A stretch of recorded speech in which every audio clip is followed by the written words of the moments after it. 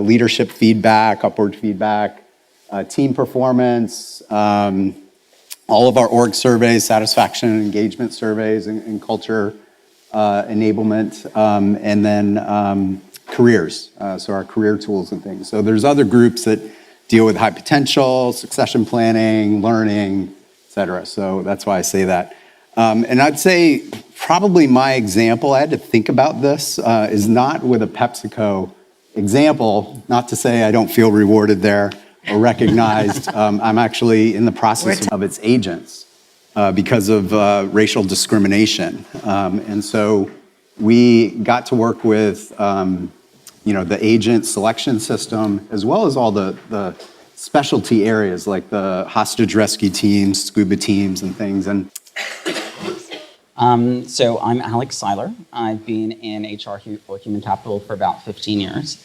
I have this strange accent, as you can probably tell, and that's because I'm half British and I'm half Swiss, and I was born and raised in Hong Kong. Wow. So I always say that makes for somebody to live in New York, where it's a melting pot, and also probably why I'm still in HR, because obviously we work with so many different cultures and deal with so many different perspectives. So I think that's why it's been a natural fit for me. And when you create space, and a lot of what we need to do as HR professionals is to create the vehicles and make it really easy. Make it really easy to create a venue and a space to provide that feedback. So people will say, oh, skip levels or whatever you want to call that, or peer-to-peer discussions. Saying that and doing that are two very different things. Shifts the conversation as opposed to, I'm going to give you some feedback now, or it's feedback time, it's that time of year. That never, it doesn't work for me. And the intimacy of, and I know I'm by Verizon, I didn't say what we do, hopefully you know, and you're carrying a phone, it's a Verizon phone. I would say the worst thing to do is to have a phone in your hand when you're actually having a discussion with somebody. That sounds really sort of basic, but I think we've lost some basic humanity of what it takes to, of the gift of having that feedback. Because at the end of the day, even if it doesn't work out with an employee, they still know what they need to focus on if they're smart when they go to their next opportunity, right? I thought it was a waste of money, stupid, da-da-da-da-da.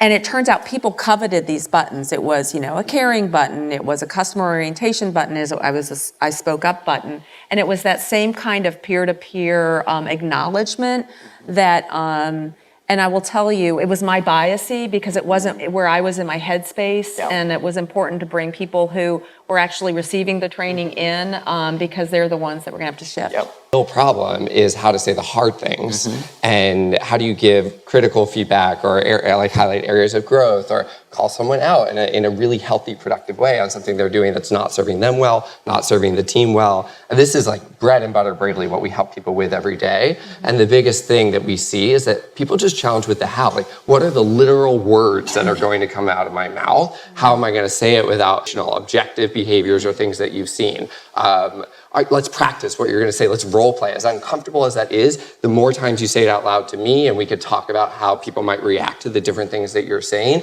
the more comfortable you'll be in that meeting. Yeah. And so that's great feedback. Like, you killed it in that meeting. Your presentation was so tight and sharp. Like, that's the easier part, right? And we want to have a culture of that celebrates those wins. But the more important thing for driving employee satisfaction, engagement, is being able to say the things that are really hard to say.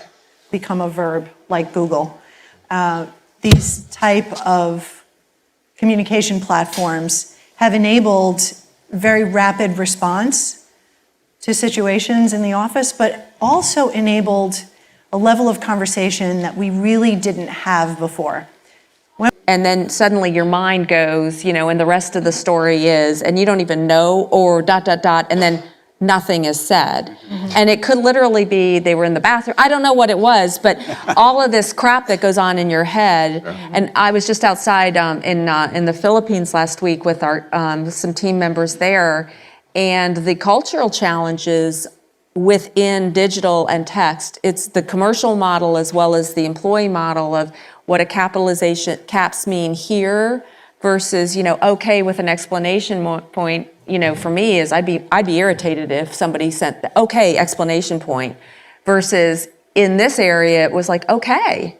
And it's all of that misinterpretation. And so what I think that concept of positive intent is an important piece. I'm just going to add that putting my HR hat on, Slack and Instant Messenger make me nervous as well, because it's got to a point of oversharing. I think Slack and Instant Messenger are great if it's like a quick note, a quick message, meet me here, but people have started writing novels on Slack. Like the amount of things I've These were like all like good things. And I asked her, I was like, it doesn't seem like this is working for you. She's like, I would have loved all of this via an email, via Slack, so that I could think about it and like work through it and then talk about it. And it was a great learning moment for me. Like different people process information in different ways, and Slack opens up a new way to give people information if that's a great way that they receive it or need it or want to be able to process it. And again, like going forward to HR can be really intimidating about things, and people are sort of cherry picking high potentials, or you get promoted to a certain level and you get access to it. But if you could equalize access to different resources where people can self-manage and self-direct to learn and grow and seize a key moment in their life at work, then you can help people like advance when they really want to, especially when you think about the bias that goes into these selection processes for different high potentials and promotion tracks. Like there's a lot of overlooked talent out there because they may not look or talk or socialize like you. And by equalizing opportunities to learning or applications and promotions, advancement or coaching, we can help the talent that really wants to seize that opportunity, take the next step. Fertility benefits, right? Like we want people to be parents here. We want people to start families. If you have a family, we support you. And as a company, like we want your perspective and we value you. EAP, like robust EAPs, right? Access to mental health services. Like we all have different things. The biggest element of, my work matters.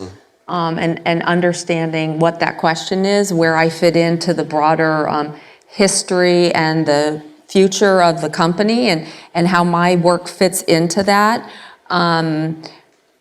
We historically assumed people understood that, and that has been a comprehensive surround of our EVP, and I believe will become a growing piece. I don't think, comp and bens are complete table stakes. I don't totally buy that because I do think there's a motivational factor.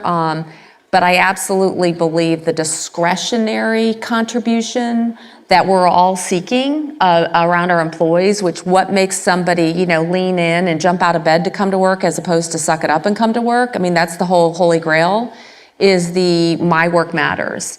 And building out, we have a new CEO and Hans is really building in that broader purpose driven. And so we talked about this and besides it's no longer about, we have a foundation and we have money and this is what it's for. It's really inherently the fundamental foundation of, building 5G and delivering, the technology that's going to power the fourth industrial revolution. And the question will be, do you see hope or do you see demise in the fourth industrial revolution? It's a very important question because there's the digital divide, there's the bots and things like that. And our job is to, one, make sure people understand, one, that's what you're building, and two, there's huge hope, but there's huge opportunity as we see that. That's a big shift for us. Well, question, first of all, and I think it really comes down to whether the company you work for has a culture of accountability. And I'll be honest, I've worked at both, where they walk the talk, and others where they just talk the talk, but they don't walk the walk. So I think, as cliche as it sounds, it starts at the top, right? And you've got to have a culture of accountability where people recognize good behaviors and call out the bad behaviors, right? And there can't be... It was a quarterly process where the email went out and everything to sort of kick off the process, but it was the employee that was responsible for saying, I want to have this conversation, and it wasn't a mid-year or year-end formal review. It was a quarterly informal feedback session, and 3 questions were asked of the manager. What am I doing well? what should I stop doing and what should I focus on for the next quarter? And it was up to the manager to, of course, have that conversation and in a detailed way, make sure that that manager got the right feedback. But it was employee-led, and I thought that was actually really brilliant because it 100% needs to start from the top, and the accountability is on the leader, but it's also on the employee, which is not a message that a lot of employees are used to hearing, or at that point were used to hearing. So I think it's a tremendous opportunity to drive both points home. Great. I don't think